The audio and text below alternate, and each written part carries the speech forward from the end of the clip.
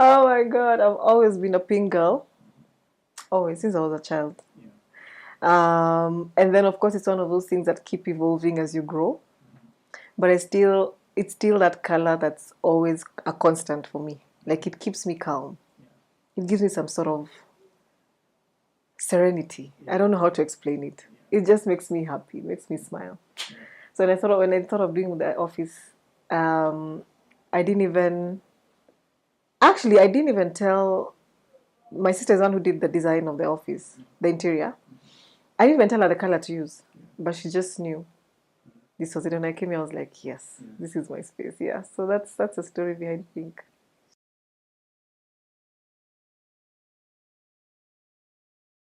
Oh, wow, a lot. Growing up in the village, I like to call myself a village girl. I hail from Muranga County. My mother is from Kangema, but we grew up in Muranga town. So we literally um, went to school in Muranga. I keep telling people I came to Nairobi when I came to campus in 2017. No, sorry, 2007. That's when I came to Nairobi. Most people don't believe me, but that's the truth. Yeah, so I remember a lot of my growing up in that setting, like growing up as a community, as a village. A lot of, literally when you're told a child is raised by a village, like we had that. So that's a very constant memory for me.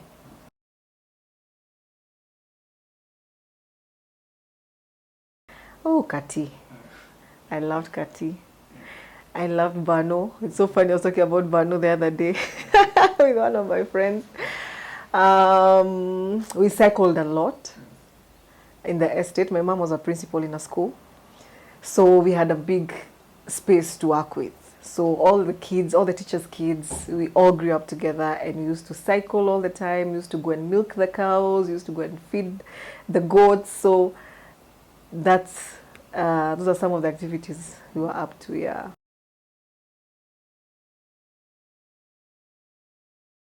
Actually, I did a refresher last year when I was at Enashipai. And I was there for a conference, and they have the bikes. And we were like, let's go cycling. I had not done it in so long. Yeah, so I can say I still have the skill. Yeah. Yeah. It hurt so bad. Leave alone the knees, like the bum, that was painful. I don't remember that experience, but it was still a good experience.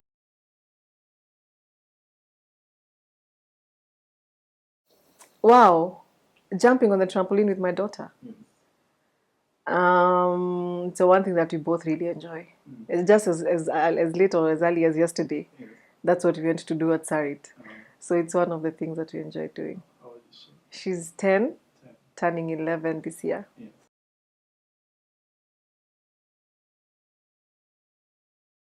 It's amazing. I always say I became a mother when I didn't know what becoming a mother was. I was 25. So looking back now when I'm 35, turning 36 in a few months, I'm like, what did I know at that age? So again, I was privileged to be able to raise her in a village because I had my mother and my sister to help me. But now being a mother to her at this stage of my life, it's amazing. We feel like sometimes we behave like we're sisters. We have a beautiful relationship. We talk about anything and everything. She can confide in me. I confide in her. But there's still that mother-daughter respect. She still knows at the end of the day I'm her mother. But also I love it when she sees me sort of growing in my business and in my career and her understanding what's happening. And her really being proud about it and even saying she wants to take over my business when she grows up. And I'm like, really? Yeah, yeah, inshallah, yeah. The ability to really be patient. God, I was never a patient person, but motherhood has taught me how to really be patient. It's taught me resilience. It's taught me how to show up even when you don't have the capacity to. Really, like there are times when I actually don't want to be a mother. Like I just want to sit and do me, but I don't have that chance, most of the time. And still, so it takes you back to the core and to what's important. That's what I would say. That's really what motherhood has taught me.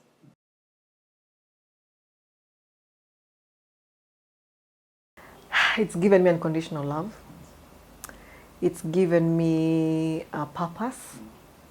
Like literally, I feel like I work towards something. Like there's something that I'm working for, not just for myself. Like it's given me that lack of selfishness and more selflessness. And it's given me the ability to also be very empathetic and compassionate.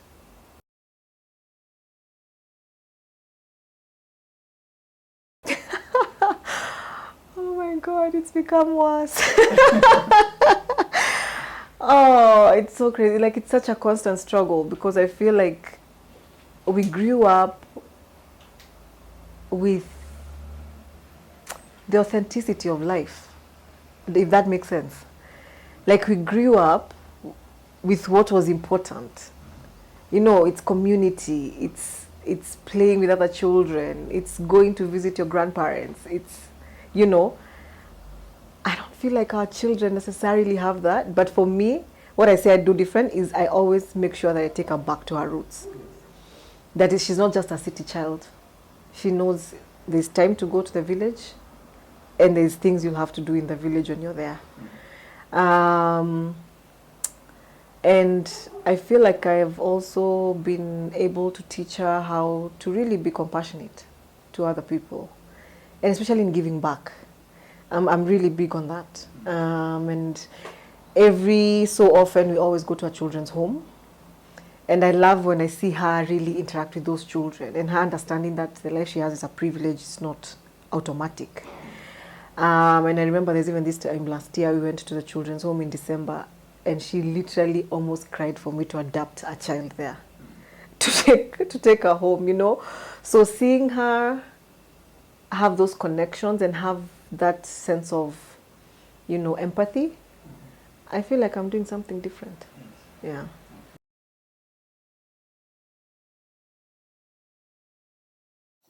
I've always been my own person, and I don't think I've ever allowed people's opinions of me to really determine who I am. And that's one thing I know for sure about myself. And even when at that point when I conceived my daughter, and I mean, it was not easy even telling my family I'm pregnant with my child. For some reason, it's something I always wanted. I always used to say I want to be a mom at 25. I didn't know why. It's something I always used to say. So when it happened, of course, it didn't happen in the circumstances I hoped for. Yes, I was engaged to her father and about to get married, but that didn't work out. So for me, it was more a feeling of failure, not from the conception of my child, but from feeling like I failed in the marriage. You know, yes, exactly. So I honestly had to take a lot of, quite a bit of time to really introspect and accept that this is my reality, that I'm a single mother and I have to raise my child by myself and I have to do what it takes to do it because it's my responsibility. I'm responsible to bring her into this world. So I can't say for me it was really shame. It was more that feeling of failure. But I was also very blessed. I had a community of family, friends who really, really supported me. I never felt alone at any one time. Never at any one time. Um, yeah. So that was my experience. Yeah.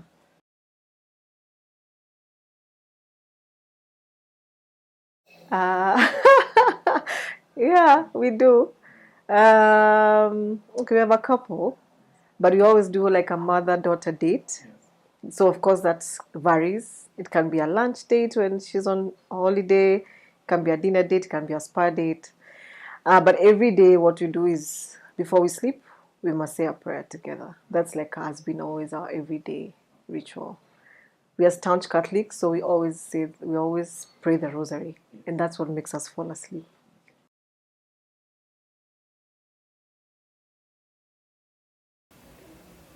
It taught me the necessity of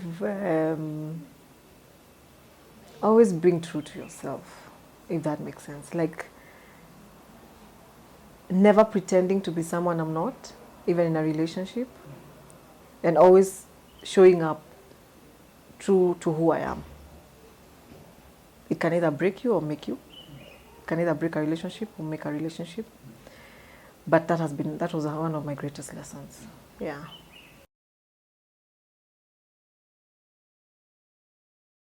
Wow. Like giving me gifts. I love gifts. That's my first love language. Okay, no, but seriously, loyalty is big for me. That's my true essence of love, of being shown love. Um, Trust. Um, yeah, and just when someone makes time to be with you and to just spend time with you and to just be in your presence, that for me is it's a lot. It's major.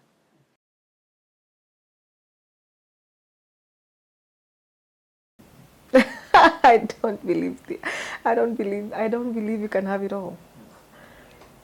Okay, maybe I'm still learning as well. But based on where I am, I don't believe you can have it all, but you can learn how to be content with what you have. That's my principle every time. For what I have now, I'm content with it.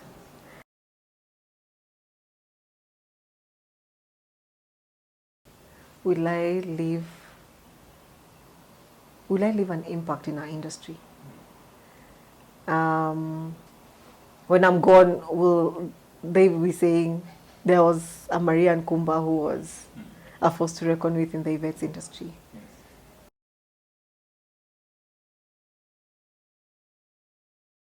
Oh, I'm so big on taking time out. And I always know when it's time to do it.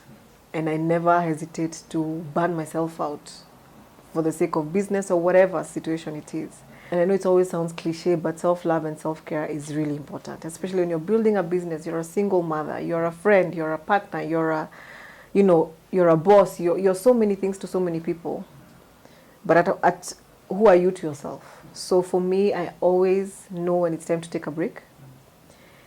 And my ultimate break is going away where I'll not be I'll not be tempted to step in a meeting in Nairobi to meet a client or to come to the office. I'm somewhere where it's just me. No one knows me, and I can have my own time, my own thoughts, my own time to strategize. So every at least 3 months, I always take a break because then that helps me to rejuvenate again to come and continue with the business.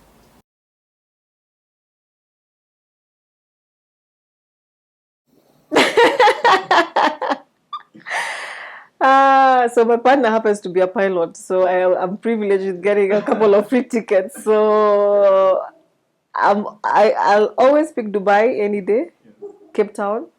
If it's local, Naivasha, Nanyuki, Amboseli, yeah, and always trying to see something new also. Yeah,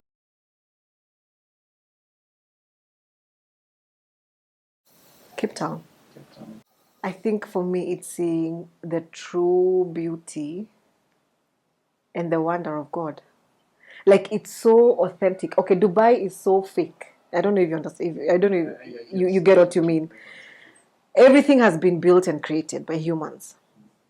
But Cape Town, everything, or okay, more or less, the natural resources and everything that's there, it's all God's creation. From the mountains, you know, to the rivers and the lakes, and everything is so natural. It made me see the profoundness of who God is and who we are in the whole essence of life. I don't know if that makes sense.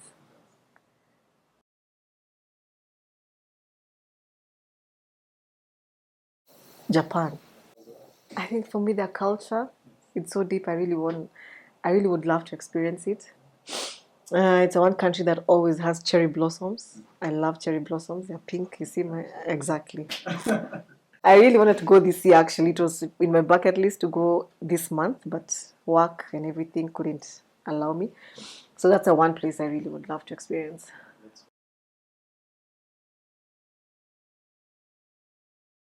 Shop for myself. Put myself together.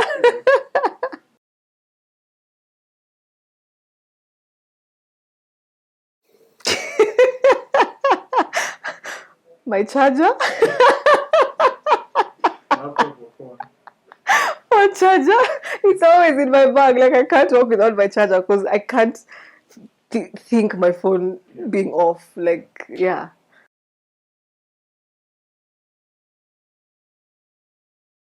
Honestly, I would say jumping on the trampoline because most adults don't do that, but I find it so liberating, and I think for me also, it's one of the things that I've come to enjoy recently. It's not something I've been doing for many years.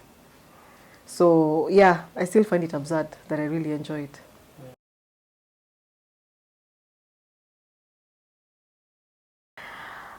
Yes, I do. I live on a couple of mantras, but my main mantra is, can I say it in Kiswahili? Tenda wema nenda zako. Like that's always my mantra. Like just do good and go. It will always come back to you. Tenda wema nenda zako. That's what I live by. Yeah.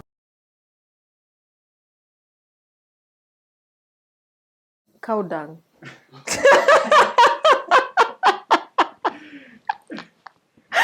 Honestly, it does. It reminds me of my childhood. Yeah. Because you had to go milk the cows every day. It was literally like our house was here and the thing, what is it called? The cow shed was down there. So that's the one smell that you always smell. Cow dung.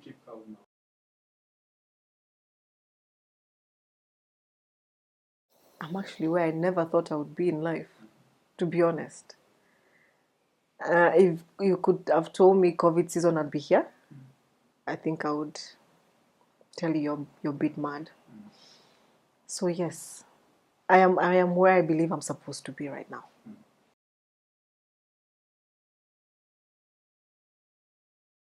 She's proud of me. Yeah. She's always seen me as a little girl. So I think even her seeing me evolving to being this person took her time to actually accept it. But right now she's in a place where she's like, wow, I'm really proud of you. And she prays for me every day. My mother goes to church every day at 1 p.m. So we know for without a shadow of doubt, there's someone who's always praying for us. Yeah. Yes, I have one sister. Yeah, older sister. Yeah. We were three. I had an older brother who passed away at 25. Uh, yeah, he could have been 42 this year. Yeah.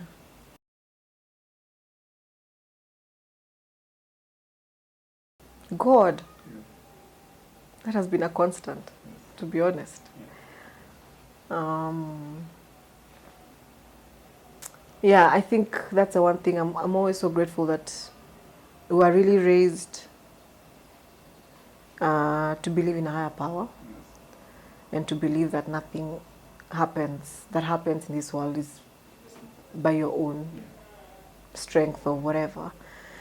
So yeah, for me, definitely God. Yeah, I believe prayer and that dedication in my spiritual journey has also helped me get here.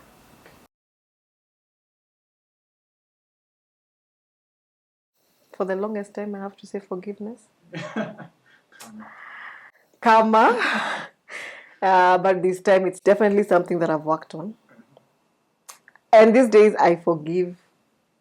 I honestly forgive immediately. Like I'm like, listen, this is not my battle. This is not my cross to carry. Me, I've released you. Whatever happens, now it's on you and your God. Yeah, yeah, yeah. Oh God, Instagram. So I can't even. If I lie, I'll be called out.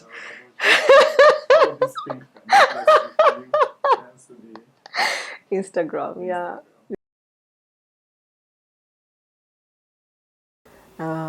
I always want people to experience the the real person that I am, and not someone who's trying to fit in or to pretend to be someone I'm not.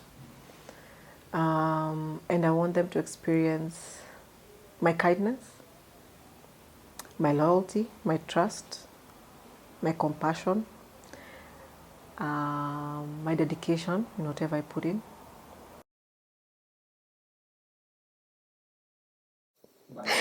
I just say skydiving. But if I find out yes that he wants to kill me every time, I still want to do it. This I don't know if this should be off the record, but I still want to do it.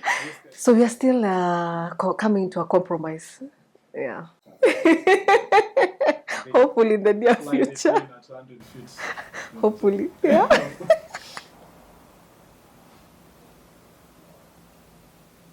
Okay, I used to have insecurity about my body for a long time. And I feel like that's something now I'm slowly coming out of. I feel like it's more of a fear though, because I would say this whole building a business and having people to depend on you, that's your employees. And I think for me,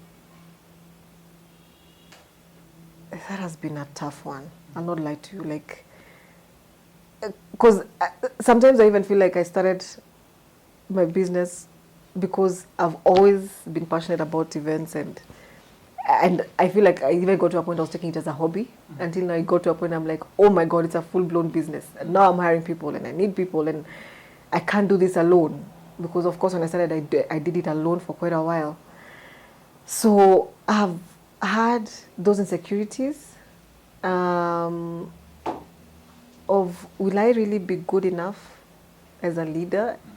Will I be able to lead people? Will I be able to even delegate? Because I was used now to doing everything myself. Yeah, but I feel like it's something that I'm slowly working on. Yeah, that I can trust my team to run something without me being present. That could never have happened. Yeah. Oh, I'm a hard person. Being a mom. Yeah. Yeah. I thought being a mom would be harder. No, actually, for me, it feels like it's been easy. Okay, maybe because I've had a lot of help around it also.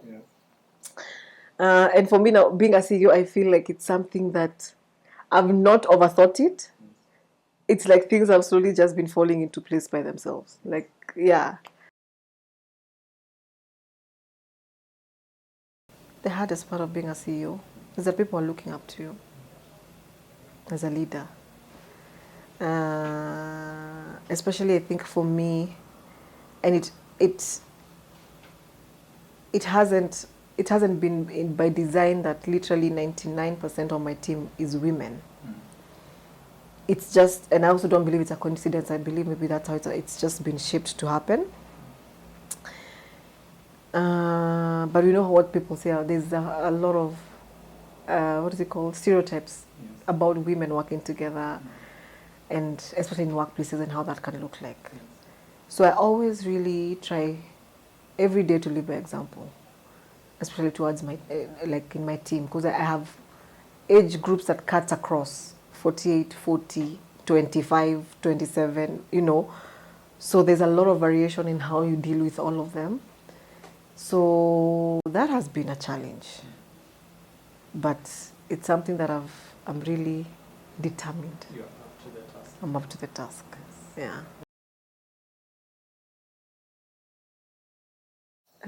I sleep a lot. Where do you get the time? I do, trust me. So that sometimes can be boring. Even when I'm hanging around people, I'm in a car, I'll be asleep. Yes.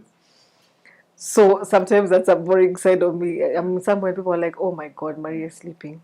Last week we literally had gone for my dad's memorial in Kampala, and our shags in Kampala is like 7 hours from Kampala.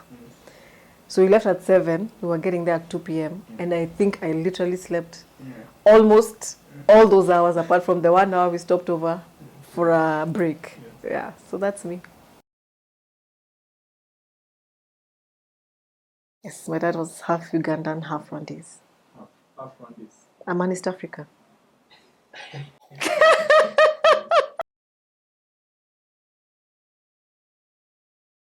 In the village, we were always the stand-up kids. First of all, our mother was a principal of a school in Moranga. So that means you had access to at least a school van to come pick us or drop us from school.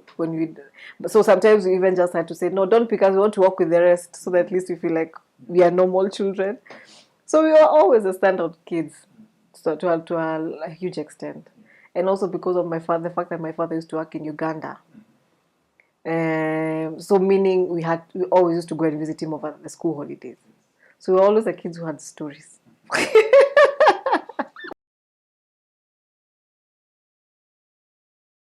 My emotions sometimes run wild. I mean, just like everyone else, you have struggles. You know that when they say, it always sounds cliche when they say it's very lonely at the top. And it's actually, sometimes I'm sitting and I'm like, what am I supposed to do with everything that's ahead of me? Who do I turn to talk to? Who can I trust? You know? So sometimes those are the thoughts that goes through my mind that I'm not necessarily able to voice them. God has my back. No, I know some people have my back, but I know for a fact that's the one person who will not let me down. Human beings will always let you down. Yeah. Oh, that of course. I don't know if it's a. I don't know if I can say it was painful. It sounds like a lot of us are told that all the time that you're not good enough. I don't know if that's really painful. I mean, it hurts when you know you're good enough.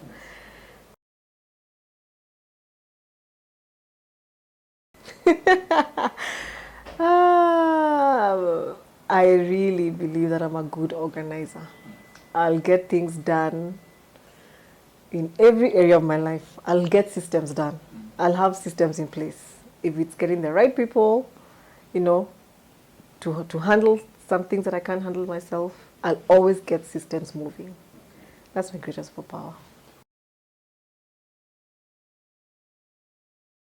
And the loss of my brother and my father, those ones were hard to come to terms with. Um, the end of COVID, I've really had to come to terms with that because it was a very dark moment for me. And every time I used to have moments where I had anxiety of, will I go back to the same place? Will I go back to the same? Like, it was literally blocking me from just moving forward because of that fear. So I've had to come to terms with that. And the last thing I've had to come to terms with, the fact that I'm where I'm supposed to be at this point. Like, every experience I've gone through has led me to this moment. Every experience, both good and bad, has led me to this moment. Ooh, in a very big way. Like, I don't take anything for granted, big or small. I believe you can have it and lose it in the same measure. Um, Also, the fact that when you succeed in something, celebrate it. Really celebrate it. Don't wait for things. It's like when people say, "Oh my God, I bought this thing. I don't know last year. I've never even worn it." What are you talking about? How did you know you'd be here? You know what I mean? Like, for me, I'm very big on enjoying and celebrating every moment, every experience, every. If it's a birthday, I'll always be the one who plan the parties for everyone. I'll always do it. If it's, whatever it is that needs to be celebrated, I have to do it. Yeah. For never giving up and always showing up. Always showing up. Even when it's been hard, I've shown up. I'm apologizing to myself for not seeing myself for who I am. Actually, I didn't see myself for who I am for a very long time. A lot of people used to tell me, "Do you understand how good you are at what you do?" I'm like, "What are you talking about? I just do it." I never saw myself right for a very long time.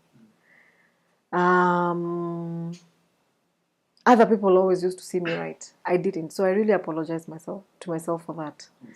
And these days, each day I'm making a conscious decision to really applaud myself and to really tell myself who I am and who I was born to be. Absolutely. Absolutely. I've been working with a life coach. So we are actually literally been doing that exercise of forgiveness. Yes. Since last week. That's where we are at. So it's been very healing. Yeah. My weekend soundtrack. My child would die. Apparently, it's actually Nyashinsky. Perfect Design. I've been obsessed with that song. So I play it every time. And recently, actually this week, the one that I've been playing every moment has been the new Sinach song. It's called Confessions. And it's just been on my head. Yeah. I am. Mm. I have no maybe apologies. Mm-mm. Mm-mm.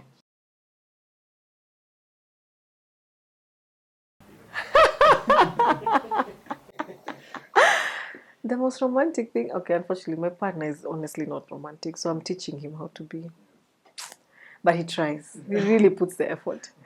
So for me, now when you talk about romance, it's when you just randomly call me and tell me, let's go out of town. That's it for me. You've melted my heart.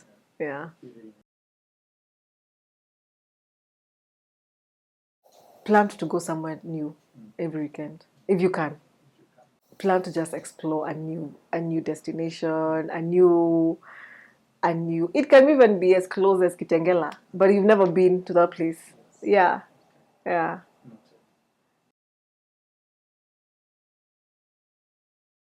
You need to know my God. I don't know if you know him yet. Anyway, I'm joking.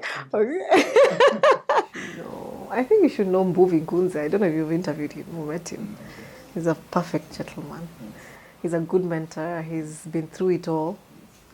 And I'm happy to say at least it's one of the people who I can always talk to when I need that professional guidance. And he always, or even like a connect to an organization. He'll always know someone somewhere. You always need that person in your life. Yeah, who can knock those doors and they'll be opened. Yeah. The person when you say, I know a guy. Yes, he's a guy. Absolutely.